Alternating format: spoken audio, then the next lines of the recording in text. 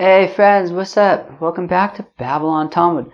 Today we're studying Daf Lamed Hey, Daf 35 of Masechta Beitzah. Well, I guess we're kind of getting close to the end over here. Actually, the truth is, today we're going to start the fifth parak, the fifth and final parak of Masechta Beitzah. So I guess we really are getting pretty close to the end. Friends, we're going to continue discussing the sugya of if Shabbos is able to be koveya for Trumas and Maasros, even something that is not Nigmar Malachto, even something that is still not sort of at the end of its processing. So, we're going to kind of pick up from where we left off there at the end yesterday, trying to figure out if our Mishnah can actually be a proof one way or the other. And then, we begin sort of the last parak of Masechta Beitzah, which kind of talks about if you can throw food down a skylight on Yom Tif. What do you guys think? Can you? I guess we'll have to find out. So we're going to start at the top of Lamed Hey Amud Aleph. We're kind of smack in the middle of a pretty technical and complicated sugya. So we should probably get caught back up to speed. So basically, we learned this halacha yesterday on Daf Lamed Aleph Beis, that there is this concept that Shabbos is able to be koveya for Trumas and Maasros. And what this means is, so for example, if we had these kids, and these kids went out to the field and they saw some figs. Figs are ready to be eaten. Now, the thing is, you can eat them in a temporary manner out in the field, because as long as you haven't brought them back into your house, so they're not yet going to be chayiv in Trumas and Maasros. So the thing is that these kids, they set aside, they said that they were going to eat these figs on Shabbos. So that kind of changes things. The fact that they brought Shabbos into the mix, and we're planning to eat these figs on Shabbos, well, Shabbos is koveya. Shabbos makes it no longer temporary, but rather a permanent fixed eating. And therefore it's going to be chayiv in Trumas and Maasros. And the question that Rava asked of Nachman was, what if these figs were unprocessed? Let's say, you're right, they're not like finished with their processing, right? Let's say these were figs that you had set aside to, that you were planning to, make into fig cakes or something like that, which requires like a drying process and stuff like that. But then you kind of, say, I'm going to eat some of these on Shabbos. So here we have things that are lo nigmar malachton, and if you eat them on Shabbos, so is that koveya for Trumas and Maasros as well? So do we say that when Shabbos is koveya, it's only for something that's nigmar malachton, only for something that has finished its processing, or does it apply even to something that is still mid-process? Because we also saw that when it comes to a chotzer, right, if you bring figs into your courtyard, which is the same as bringing it into your house. So if the figs are already completed their processing, and now you bring them into your house or into your courtyard, so now they're chayiv in Trumas and Maasros. But if they are not completed the processing, as we saw, if a fellow takes figs that he was planning to make into these fig cakes and dry them out, and they're not yet dried out, they're still fresh, and he brings them into his courtyard, they're not yet chayiv in Trumas and Maasros because they're not nigmar malachtan, they're not yet completely processed. And therefore, so do we say that Shabbos is like a courtyard, in that it only makes it chayiv in Trumas and Maasros if it's already completely processed as far as you're going to process it? Or do we say that it's a step above, that Shabbos is able to be koveya for Trumas and Maasros, even something that is not nigmar malachtan, even something that is still kind of mid-process?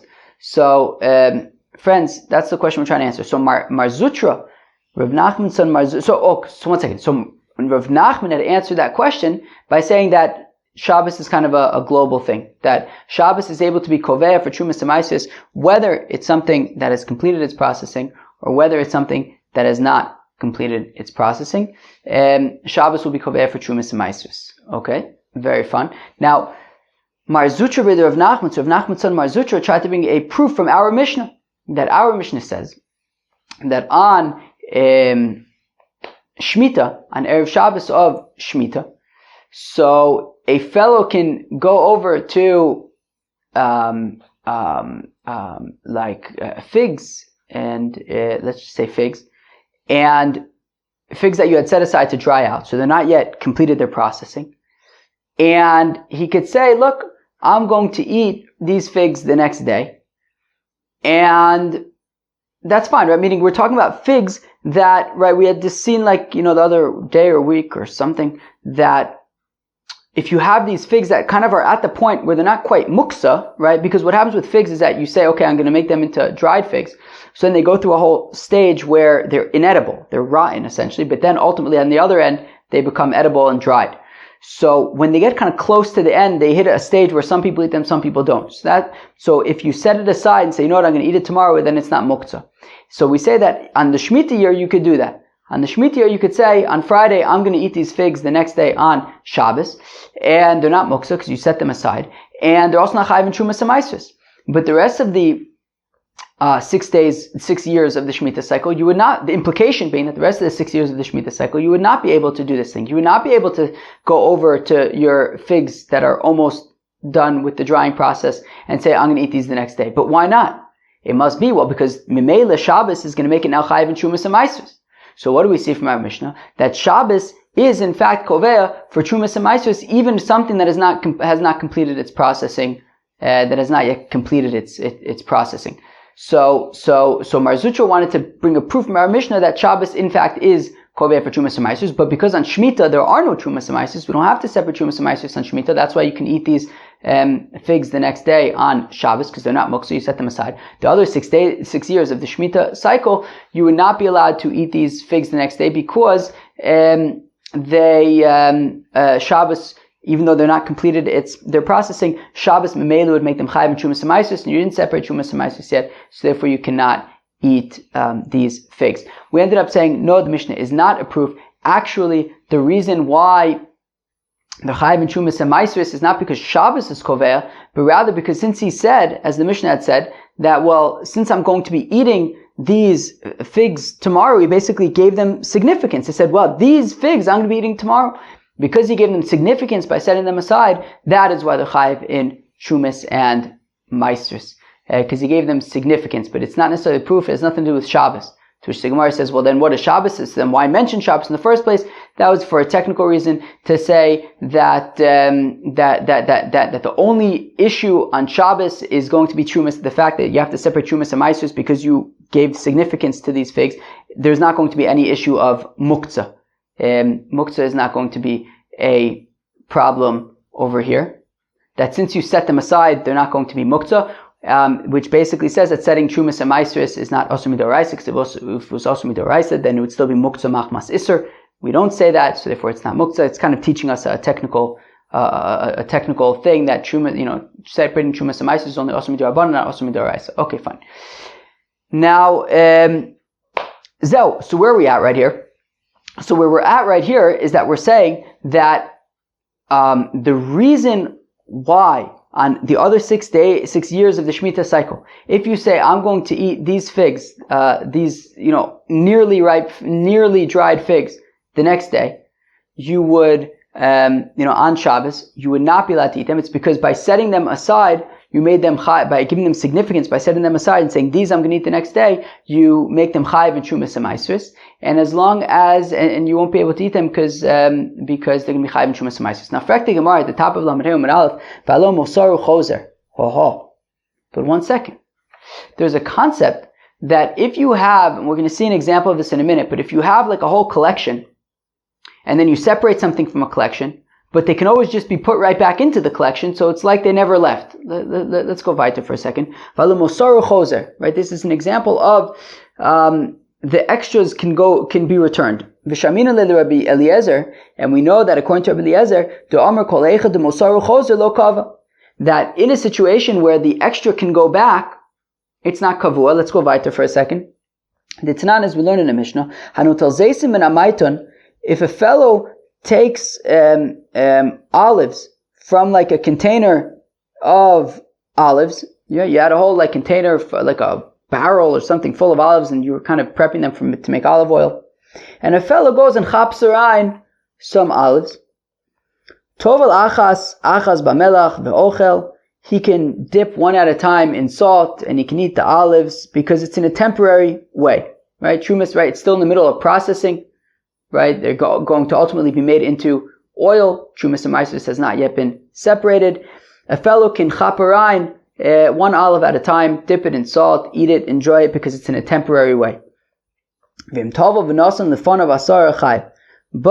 if he kind of put a whole bunch in front of him, well then that's already considered to be like kavua, like a proper eating, and therefore you're going to be chayiv in Trumas and Maasros because it's kavua, it's no longer arai, it's no longer temporary, it's more a permanent, proper way of eating if you take a whole bunch and put them in front of you. Rabbi Eliezer Omer, min ha'maiton tohor chayiv, min ha'maiton tomei potter. So Rabbi Eliezer actually makes a distinction, and he says, well, it depends. If the olives in this like bucket, or what do we call it, basket, barrel, let's call it a barrel, if the olives in the barrel are tahor, well then by separating this bunch of olives to eat, well then it's going to be kavua and it's going to be chayiv in Trumas and Maasros. Min ha'maiton tomei. But if the olives in the barrel were tamei, well then potter, they are not going to be chayiv in Trumas and Maasros. Why? Because you can ultimately just take whatever you don't eat and put it back. Meaning, the reason to argue that if you take more than one at a time, if you take a bunch of them at a time to eat, the reason to say that this is considered kavua and it's going to be chayiv in Trumas and Maasros is because you're planning on eating all of these olives, and you're basically committing to eating all of these olives. That's what makes it sort of kavua, and you're not going to put them back. And therefore, that's why chayiv in Trumas and Maasros.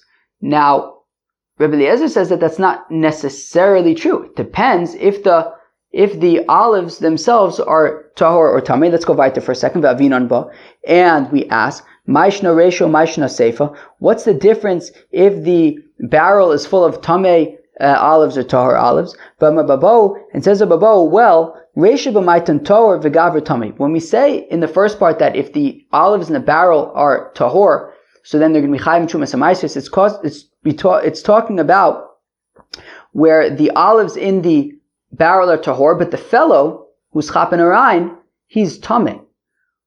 Dilomotzi mahadule, and because he's going to be metame these olives by chapen arayin, he can't put them back in with the rest of the tahor olives, and therefore that's what makes it kavua, because he can't put it back. However, seifa, but in the second part of the Beitzah, when Rabbi Eliezer says b'maiton tomei v'gavra tomei, that when the olives in the barrel are tamei and the fellow is tamei, so they're both tamei, they're all tamei, demotzi mahaderle, that he would be able to, if he doesn't eat part of the olives, he could put them back.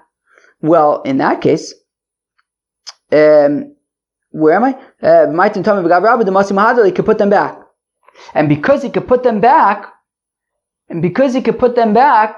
so therefore it's still considered sort of a temporary way. He could just take some, eat whatever he wants, whatever he doesn't want, he could put back. It's still considered temporary because the olives are already tamei, he's tamei, so it's no problem. So what do we see? So we see that according to Rabbi Eliezer, in a situation where, even if you say, okay, I'm going to eat these, but at the end of the day, you could put them back with the rest of them, you don't have to separate Trumas and Maasros. So how could we explain the Mishnah that according to Rabbi Eliezer, when on the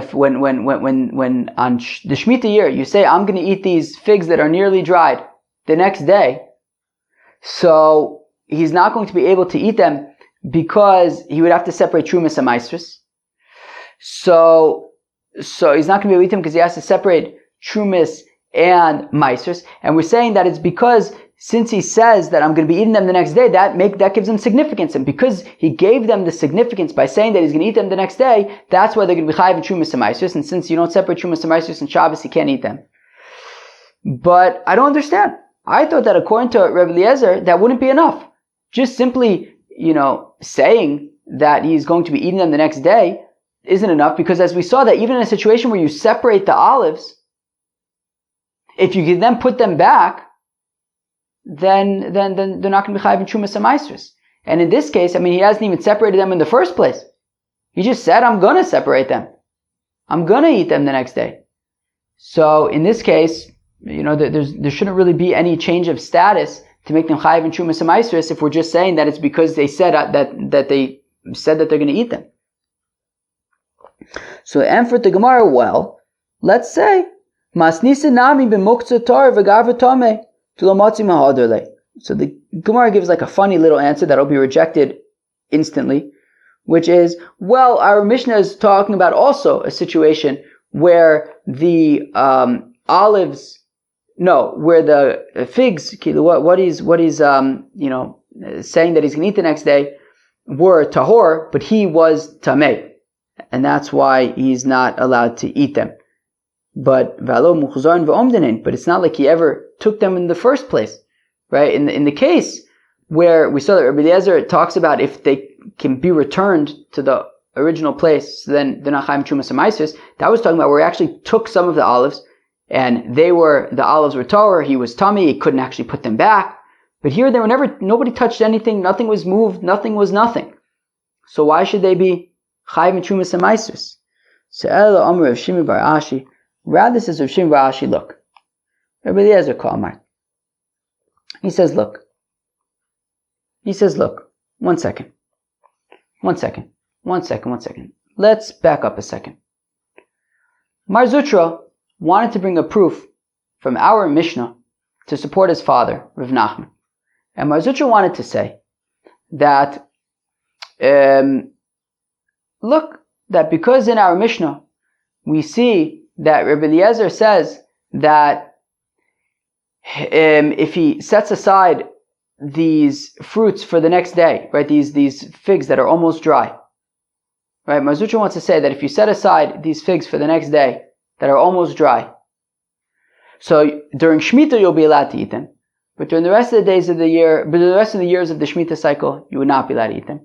Mar Zutra wanted to argue that, you see, that Shabbos itself is going to be able to make something chayiv and trumas hamaisus even if it hasn't completed its processing. As we see from here, that you have these figs that are not completely dried yet, and we see that Rabbi Eliezer is saying that the next day you can eat them only if it's the Shemitah.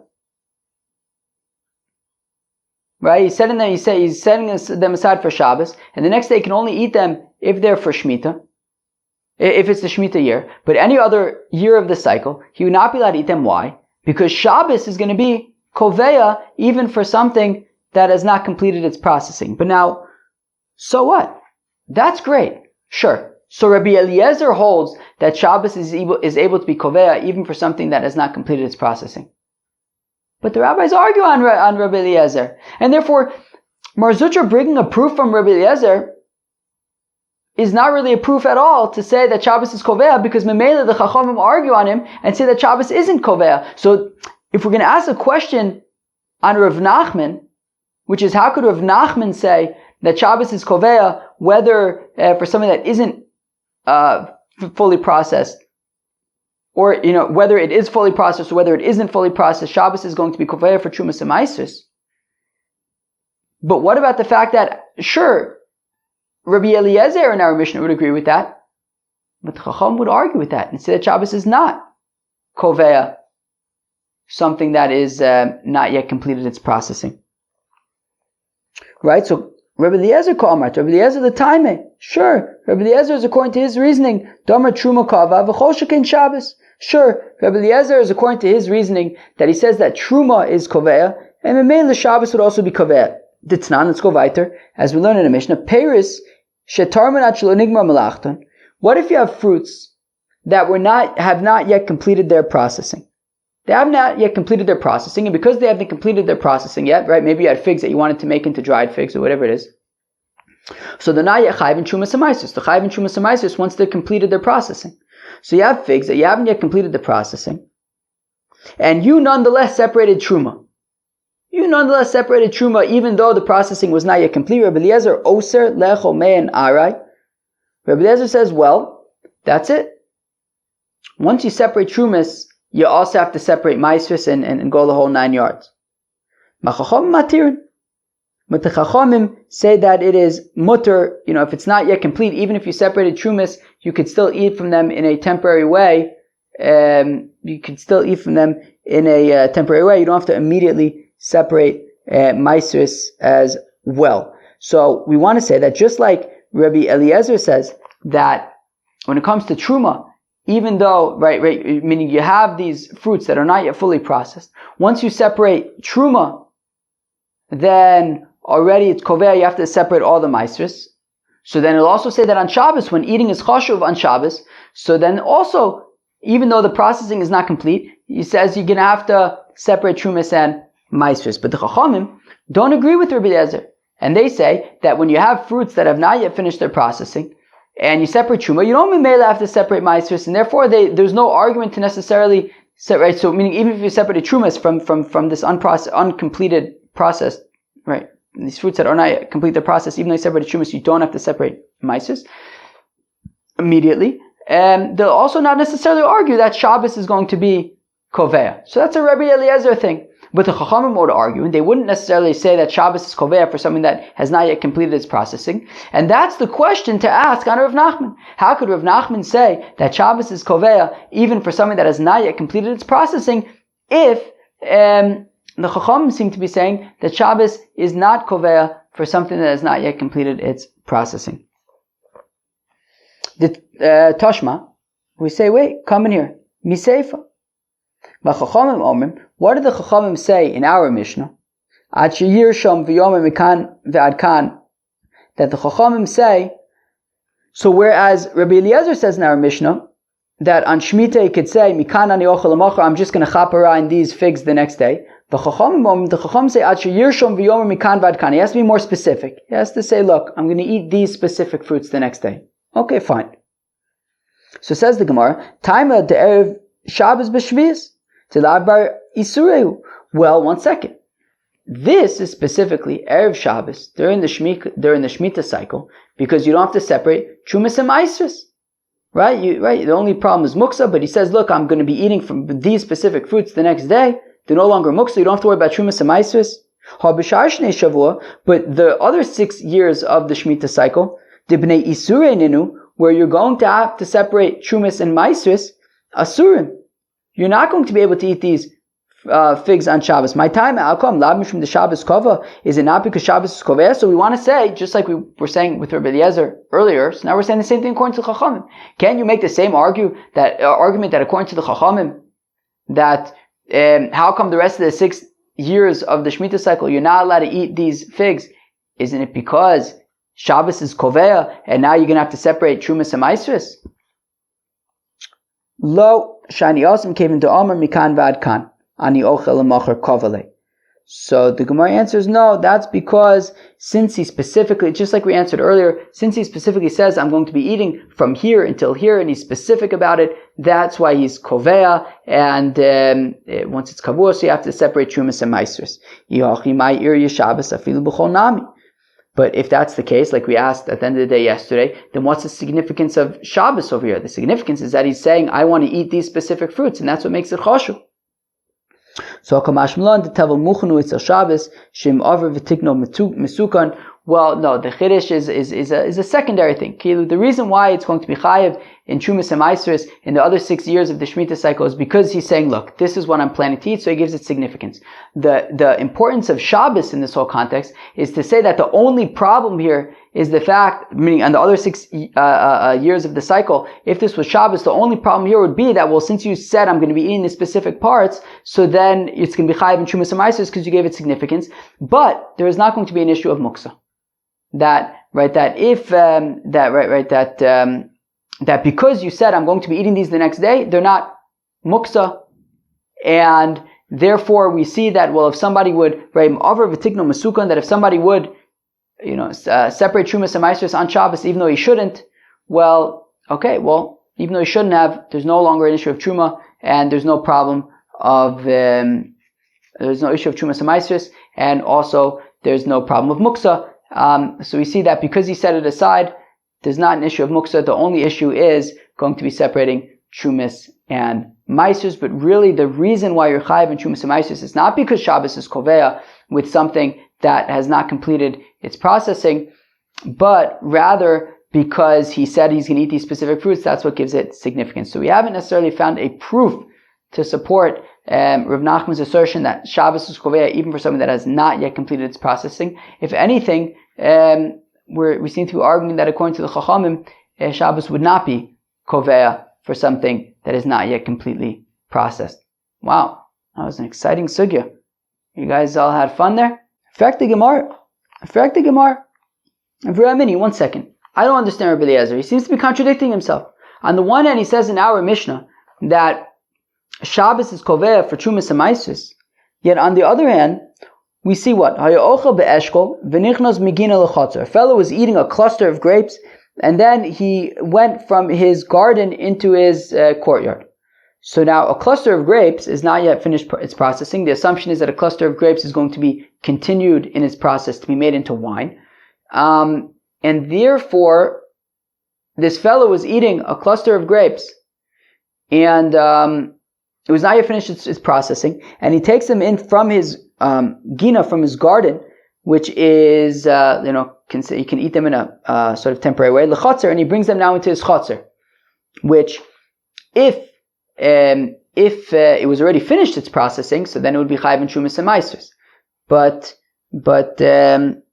here we're talking about something that wasn't yet finished its processing. Rabbi Eliezer Omer Yigmor, Rabbi Eliezer says that you're allowed to finish eating these grapes because the chotzer is only going to be koveh for trumas and maisers, something that has finished its processing. Here it has not yet finished its processing. Rabbi Yeshua Omer Lo Yigmor, whereas Rabbi Yeshua says no, the chotzer is koveh even for something that has not yet completed its processing. Therefore, buddy, you better stop eating those grapes. As my friend's daughter used to say, zapes. Choshcha belele Shabbos. Now, what if a fellow was eating this cluster of grapes in a temporary kind of way, and then it becomes Shabbos? Rabbi Eliezer Omer Yigmor. Rabbi Eliezer says he could finish it. Rabbi Yeshua Omer Lo Yigmor. Whereas Rabbi Yeshua says that you're not allowed to finish it. So we see that Rabbi Eliezer is saying that even though it became Shabbos, he's still allowed to finish eating these grapes. But I thought that we said that Shabbos is koveah even for something that has not yet completed its processing. We wanted to say that according to Rabbi Eliezer in our Mishnah, Shabbos is koveah even for something that hasn't yet finished its processing. And yet we seem to be saying that over here by the grapes, that here you have a cluster of grapes that has not yet finished its processing, and Rabbi Eliezer is saying that even when Shabbos comes in, he could still finish the grapes. So, we can explain it like Ibn Nosson says, Lo ksha Omer Rabbi Eliezer Yigmor b'chotzer Yigmor, that when Rabbi Eliezer says to finish the cluster of grapes, he's not talking about in the courtyard, Eliyotze chutz l'chotzer v'yigmor, he should go outside of his chotzer and finish the grapes over there. V'lo ksha Omer Rabbi Eliezer Yigmor b'Shabbos Yigmor, Ella mamti l'motzoi Shabbos v'yigmor. And also when Rabbi Eliezer says that he needs to finish the grapes, that he can finish the grapes on Shabbos, no, he's not saying that he can finish the grapes on Shabbos, but rather finish the grapes on motzoi Shabbos. That meaning if he's eating these grapes and it becomes Shabbos, actually Shabbos will be koveah for Trumas and Maasros, but because he didn't specifically say, I'm going to be eating these on Shabbos, therefore on Motzoi Shabbos, it passes, right? We saw with the kids yesterday that since they said that they were specifically planning to eat these, what were they, figs, the next day on Shabbos, well then, even after Shabbos, they still have, are chayiv and Trumas and Maasros, but in this case, he didn't specifically say he's going to be eating them on Shabbos, but when Shabbos comes in, he wouldn't be able to eat them because then it would mainly be considered kavua, and therefore he would have to separate Trumas and Maasros. So what Rabbi Eliezer is saying is that if he was eating this cluster of grape, which has not yet finished its processing, and then Shabbos comes in, they have to stop eating them for Shabbos, but on Motzoi Shabbos, they would be able to continue eating them because they're not yet finished their processing. Okay? When Ravin came from Bavel to Eretz Yisrael, from Eretz Yisrael to Bavel, he said the name of Rabbi Yochanan, Echad Shabbos v'echad Truma, v'echad Chotzer v'echad Mekach. We're going to explain what these things mean.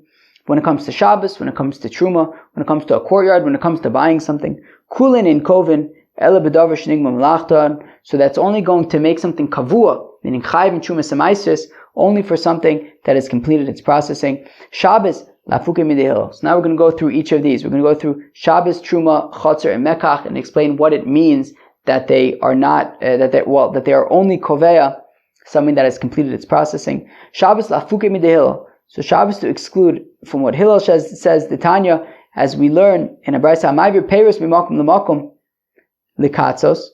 If a fellow is moving around fruits from one place to another place, and he's planning to, dry them and make them into fig cakes, v'kidesh alein hayom, and now it became Shabbos. So we see that. So we see what? So we see that something that has not yet completed its processing and now it becomes Shabbos. So Rabbi Yehuda, Hillel la'atzma osur, that only Hillel says that it is asur. So only Hillel says that it's asur, but everybody else seems to argue on him, and therefore, even when Shabbos comes in, you would be able to continue to eat these figs in a temporary manner. All right, that sounds like fun. Chatzor, a courtyard, lafukim mit Rabbi Yaakov, to the exclusion of Rabbi Yaakov, the Tnan, as we learn in the Mishnah, ma'ivir teinim b'chatzero liktzos, a fellow who brings figs into his courtyard in order to set them aside, to make them into fig cakes and dry them out. Banov of neveso ochlim ein arai uftur min hamaiser. So the people in his family are able to eat these figs in a temporary manner because they're not yet completed their processing, even though he brought them into his chatzer. So still they would be able to eat them in a temporary manner.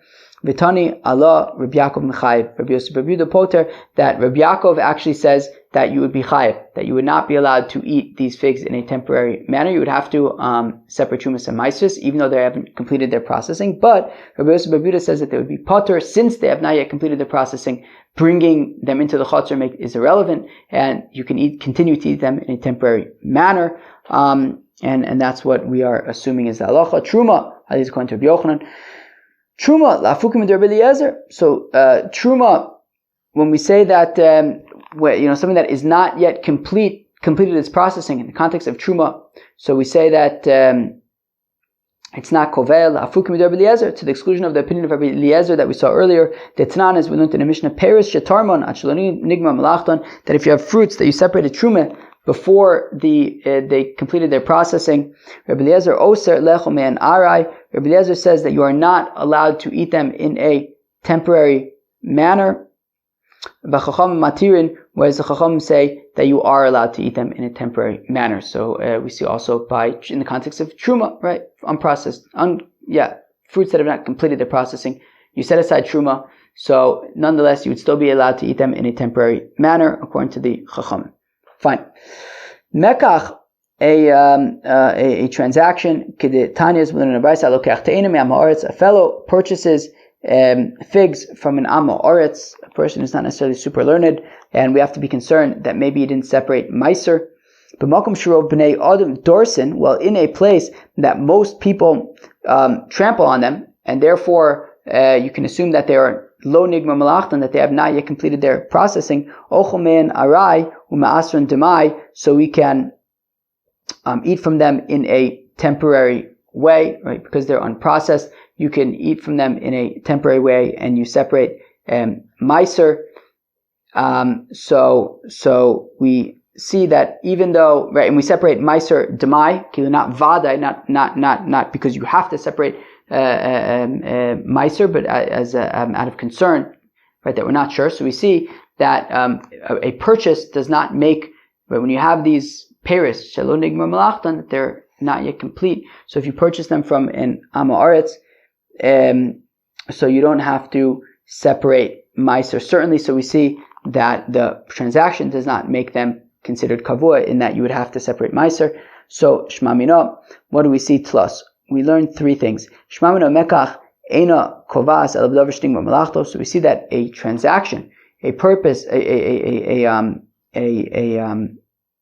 transaction only is kovea for truma and meiser when it's nigmara melachton, but as long as it's not nigmara melachton, it's still keilu not yet certainly chayiv in trumas and meiser. V'shmamina Rav Amei Aretz ma'asunin. We also learn that most Amei Aretz do separate meiser, as we say that we say that you just have to separate meiser in them as demai, as keilu, uncertain, but because we can assume kila as a chumrah, because we can assume that most Amei Aretz are separating meiser. V'shmamina meiser and demai me Amei Aretz afilu b'davar shelo nigma malachto. And we also see that you have to separate demai from an Amei Aretz even when it's something that has not yet completed its processing. Okay, fine. Ula afuke meha ditnan. That when Rabbi Yochanan says that a transaction is not going to be kovea for meiser, it's for something that is not yet completed its processing. So it's the exclusion of the following Mishnah: Machlef Peris im chavero, a fellow who basically makes a transaction with his friend, zelechol v'zelechol. Right, if the fruits So right, so you have a friend who like kind of swaps fruits with his friend. So zelecho v'zelecho. So if they're both planning to eat them, zeliktos v'zeliktos, or whether they're both planning to kind of put them aside to make fig cakes, zelecho v'zeliktos, or whether one of them is planning to eat them immediately, one of them is planning to continue processing them to fig cakes. Chayev. In any event, you're going to be chayev. Rabbi Yehuda Omer, where Rabbi Yehuda says lecho chayev liktos potter, that to eat them you'll be chayev to separate shumas and maasros, but if you're just planning to process them for later, so then they're going to be potter. So we see that the Tanakama there seems to be saying that even if it's lo nigmar malachton, even if it's liktos, even if it's to put it aside to make into fig cakes, it's still going to be potter from. It's still going to be chayev in shumas and maasros. So we see that disagrees with Rabbi Yochanan, who says that if it's not yet nigmar malachton, so the transaction is not going to be mechayev to be separate shumas and maasros. All right, that was fun ending to the fourth parak of Masechta Beitzah. Adron Oloch Hamevi. Okay, we'll come back to parak Hamevi. That was fun times. How long was this parak? I feel like it wasn't that long, but then again, the whole of Masechta Beitzah isn't that long. Oh wait, maybe it is longer than I realized. Holy shnikes! Chavtes lamed 6 down. All right, now we get up to the next parak of Meshilin. Fun stuff. So on Yom Tov, if you have like fruits and I don't know, grain and whatever you might have on your roof, and you see that it's gonna start raining soon, so you want to bring them inside so that they don't get ruined. So if you have a like skylight in the roof, just basically like a hole, like a area in the roof that you could just plop them into the house. So on Yom Tov, out of concern for the hefsed mammon, so that you don't lose, have financial loss, suffer financial loss, you can chuck them through the window in the roof, essentially. Avalo b'Shabbos, but you can't do that on Shabbos. If you have fruits and there's like a leak and it's dripping onto the fruits, so you can cover the fruits with vessels, no problem. To prevent them from the dripping. And similarly, if you have like jugs of wine and jugs of oil, and there's like a drip, so you can cover them up so that they don't get ruined. And you can also put a vessel under a drip on Shabbos. If there's like a drip in the roof, you can put a vessel under it on Shabbos, and that sounds like a lot of fun. Says the Gemara, Itmar, it was stated Rav Yehuda, Rav Nosson. Okay, we have Rav Yehuda, we have Rav Nosson.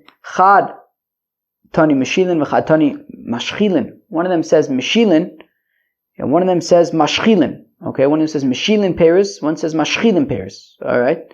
Or Marzutra Mandatani Meshilin lo Mishtabish, Mandatani Mashchilin lo Mishtabish. Says Marzutra. That both are right. Okay, let's figure out what's going on here. Mandatani Meshilin lo Mishtabish. So the one who says that Meshilin Paris is not making a mistake. The Pasuk says Ki Yishal Zeisecha. The Pasuk says in the Tochacha, right, in the rebuke, that you're going to lose all your olives. What's going to happen? The olives are going to fall down from the tree. So we see that Yishal, or Meshilin, means to like lower down, to fall down. So you could basically lower down these fruits into the house through the skylight. Uman detani mashchilin lo mishtabish. Mashchilin can also work. Detnan ashachul va'akosul. So we said that there are mums by animals. Two examples would be shachul and kosul. Shachul shenishmita yurecho, and shachul means that like the thigh, I guess the hip was dislocated and now it's lower. So we see that shachul means to lower down. Kosul shachus me'achosav kavoa mechaberta, and kosul means that actually one of the hips or thighs is higher than the other. Omer Nachman bar Yitzchak, mandatani mishirin lo mishtabish, mandatani mashchirin lo mishtabish, mandatani manchirin lo mishtabish. Says Rav Nachman bar Yitzchak that if you would teach mishirin or mashchirin or manchirin, that would also be acceptable. Mandatani mishirin lo mishtabish. How do we know that somebody says mishirin? That would be okay. The Tananis we learn in the Mishnah Bishmal. Omer says Bishmal Nazir lo yachul frosho ba'adome mipnei shemeishir es aser. That a Nazir should not rub and scrub his head with earth, because then some of the hair might fall out. And a Nazir, we want him to maintain his locks of hair. Mandatani mashchirin lo mishtabish. If you say mashchirin, that could work. The Tanan shachur va'azug. That a shachor is like a razor, and I guess a razor kind of like takes down the hairs. V'azug shel saparim, and a scissors from barbers. Afal pi shenechliku, even though they got separated, tmeim, they're still going to be tamei, because you can use them as individual razors and vessel, like their kalim, they could still become tameh. Mandatani manshirin lo mishtabish, and you can also say manshirin, and that would be acceptable to Tanan, as we learned in the Mishnah. Misha nashru kelev ba'moyim, a fellow whose clothing became wet, soaked in water, she could walk in them, and that's considered acceptable. So nashru means that they basically fell into water and they are acceptable, so like to fall down. Okay, inam mehad etnan, or from the following Mishnah, eju leket and noshe b'shatz ktsira. What's leket? Leket is that which falls down when you're harvesting. So we see 5 different options for what the first word in our parak can be, and all of them seem to be a-okay. Tanan, we learned in our Mishnah, Mashin Peres there Charuba b'Yom that you can lower down these fruits by way of the skylight on Yom Tif. Ad kama. How many fruits can you lower down? Is there a certain limit here? So it says Reb in the name of Reb Asi, V'amilu Reb Asi Reb Yochanan. Some say it's Tak Reb Asi, say in the name of Reb Yochanan. Kosta sheshaninu. It's like we learned. Mifanan arba v'chomish kupis shel tevin v'shel tvua mipnei orchim. That if you have guests coming, you can move 4 or 5, boxes or bundles of straw or wheat because of the guests. The guests are coming, you could clean away the area. Or if there's no room in the Beis HaMedrash, you can move these things around. So let's say that just like there's 4 or 5 of these boxes of straw and wheat and stuff. So then let's say the same thing with the stuff on the roof. But Vidil Mashani Awesome. But wait, maybe it's over there by the Beis HaMedrash on Shabbos, De'ika Bittul Beis HaMedrash.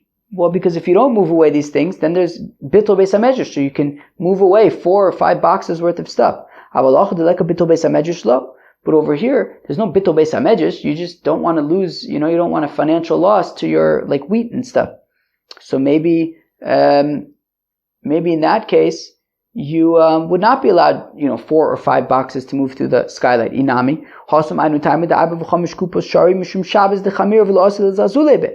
Maybe you could say that over there we have such a high limit, such a high maximum of 4 or 5 boxes because, Shabbos is already very stringent, right? Punishment and stoning. Stoning sounds terrible.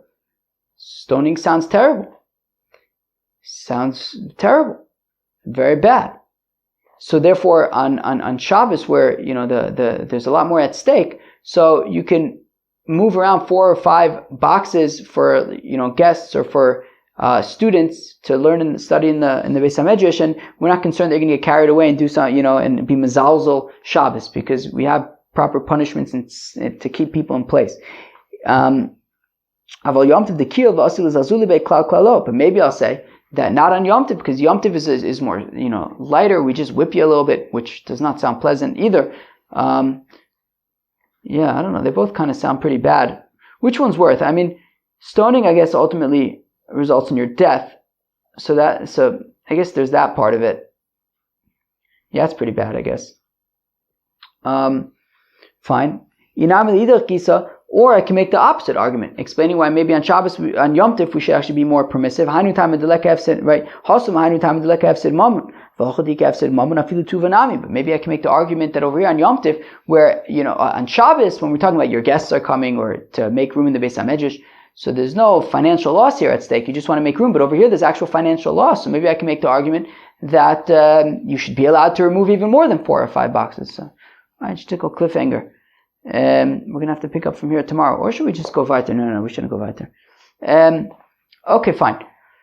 So, friends, that was Daf Lamed Hey of Masechta Beitzah. So, the first part of the Daf really continued with our exploration if we can make really the argument to support Rav Nachman, who said that Shabbos is kovea for Trumas and Maasros, even for something that has not yet completed its processing. Mar Zutra, Breder Rav Nachman, was trying to bring a proof from our Mishnah, which ultimately failed because we made the argument that while maybe according to Rabbi Eliezer, Shabbos would be kovea for something that has not yet completed its processing, according to the rabbis, Shabbos would not be kovea for something that has not yet completed its processing. Okay, fine. So I'd say that's really the main kind of sugi of the first part of the daf. And then we got to the second parak of Meshilin Peres Derech Harub B'Yom Tov Avalo B'Shabbos, that you're allowed to lower down these fruits by way of the skylight on Shabbos in order to prevent financial loss. And we will kind of continue with that tomorrow. Friends, I hope you enjoyed Daf Lamed Hey, and I'll catch you tomorrow.